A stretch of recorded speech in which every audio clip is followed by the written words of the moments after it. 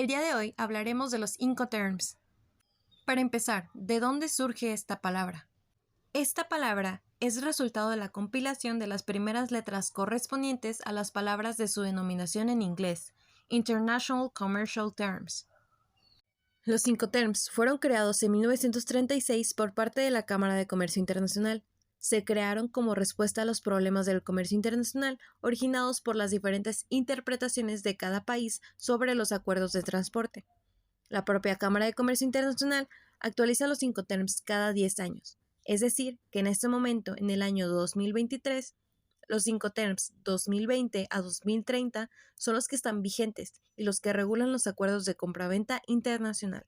Los Incoterms son literalmente términos estandarizados sobre envíos internacionales, que pueden utilizarse a modo de acuerdo entre comprador y vendedor.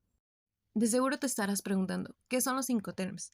Los Incoterms son un conjunto de 11 reglas individuales emitidas por la Cámara de Comercio Internacional que definen las responsabilidades de vendedores y compradores por la venta de bienes en transacciones internacionales. Estas corresponden a aspectos relacionados con el suministro de la mercancía, las licencias, autorizaciones y formalidades que se deben cumplir en una compraventa internacional.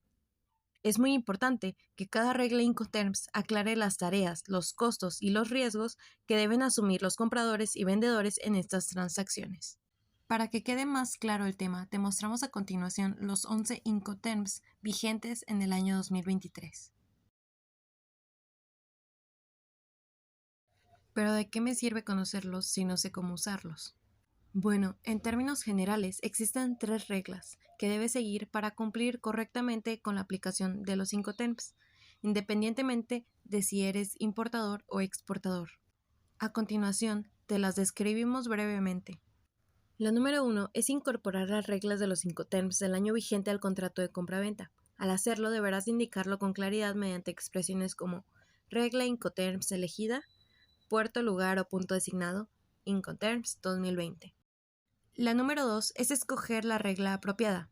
Que la regla sea apropiada para la mercancía, para los medios en que se transporte y, sobre todo, para cuando la intención de las partes sea imponer las obligaciones que ayuden a organizar el transporte o seguro.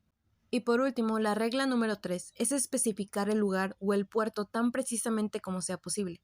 Determina el lugar o el puerto lo más claro como el ejemplo que se muestra en pantalla. Es importante que también los menciones en tus condiciones de venta. Debes informar a los clientes sobre su responsabilidad en cuanto a ciertos asuntos, como los gastos de aduana, por ejemplo. También tienes que tener en cuenta que el consumidor medio no entiende qué significa cada Incoterm. Tendrás que describir de forma sencilla el Incoterm o los Incoterms que hayas escogido, explicando sus condiciones, para que tus clientes entiendan claramente en qué medida les afecta. Antes de decidir qué Incoterms vas a utilizar, recuerda que no todos los transportistas los admiten todos. Comprueba en todo caso cuáles aceptan los transportistas que van a colaborar contigo en el mercado internacional. Ahora, en la relación que los Incoterms y el contrato de compraventa tienen, es importante que el exportador conozca que aunque los Incoterms comprenden muchos de los aspectos involucrados en una compraventa internacional, dejan de lado asuntos que es necesario reglamentar, como por ejemplo, cuál debe ser el tipo de contrato del flete, las características de los productos, los ajustes al precio, las condiciones de pago, la retención de la propiedad de las mercancías, la falta de entrega, los casos de inconformidad con los productos y las garantías, los casos de fuerza mayor, los periodos de gracia para la entrega, especialmente si se va a establecer un negocio que implique suministros regulares. Ahora observaremos la relación que tienen con los procedimientos aduaneros. Dado que la exportación e importación de mercancías exige el paso de las mismas por el control de las aduanas tanto en el país del exportador como del importador, es importante conocer a quién corresponde la obligación de declarar en aduana para la exportación y a quién la de importación y el pago de derechos aduaneros. Observamos que el único Incoterm que no exige al vendedor en despacho en aduana para la exportación es el EXW. Por otro lado, los Incoterms FCA, FAS, FOB, CFR, CIF, CPT, CIP, DAP y DPU exigen que el vendedor despache la mercancía en aduana para la exportación. Y por último, el único Incoterm que exige al vendedor tanto el despacho en aduana para la exportación como para la importación es el DDP. Los Incoterms pueden agruparse también teniendo en cuenta el medio de transporte de la siguiente manera. Aquellos para uso exclusivo en transporte marítimo son FAS, FOB, CFR y CIF. Los que se pueden aplicar a cualquier medio de transporte, incluido el multimodal, son EXW, FCA, CPT, CIP, DAP, DPU y DDP.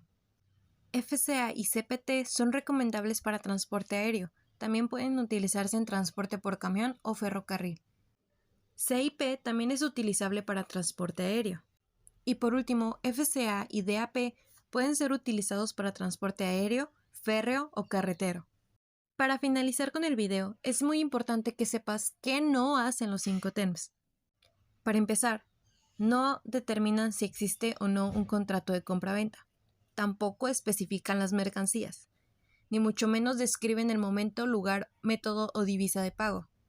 No se encargan de los efectos de las sanciones, ni de determinar la imposición de aranceles. Tampoco son responsables de cualquier prohibición de exportación o importación, ni mucho menos de los derechos de propiedad intelectual.